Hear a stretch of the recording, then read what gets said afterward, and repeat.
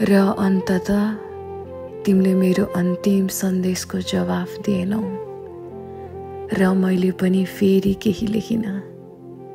शब्दहरू मौनतामा विलीन भए र हामी एकअर्काको अस्तित्वबाट बिस्तारै हरायौं, जसरी कुनै सपना बिहानको उज्यालोमा हराउँछ। म पहिला उत्तर खोज्न चाहन्थे, तर अब मलाई थाहा छ सोध्नुको आवश्यकता नै छैन, किनकि पछाडि फर्केर हेर्दा हरेक ससाना क्षणहरू, नजरको स्पर्श, मौनताका चिर्कोहरू सबै उत्तर नै थिए। र अब मलाई थाहा छैन म के खोज्दैछु। एक समय थियो जब मलाई लाग्थ्यो म तिमीलाई चाहन्छु, तर अब त्यो चाहनाको स्वरूप नै बदलिएको छ र मलाई थाहा छ तिमी मेरो कहिल्यै हुने छैनौ।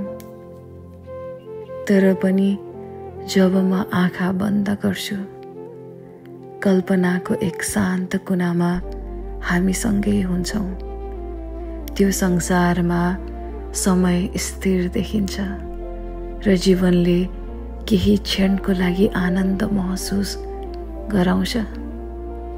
तर त्यही बेलामा यथार्थले हामीलाई छुट्याउने कारणहरू सम्झाइरहन्छ।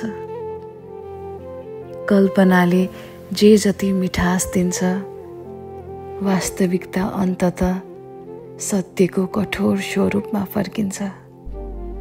म बुझ्न थालेको छु सबै कथाहरू लेखिनु पर्दैन र सबै प्रेमहरू सम्पन्न हुन जरुरी पनि छैन। कहिलेकाहीँ केही मानिसहरू केवल हाम्रो चेतनाको कुनै कुनामा सधैँ अधुरी भएर बाँच्छन्, जहाँ मौनता नै सबैभन्दा गहिरो संवाद बन्छ। र साँचो कुरा के हो भने सही समयमा गलत व्यक्ति भन्ने भनाइ एक भ्रम हो।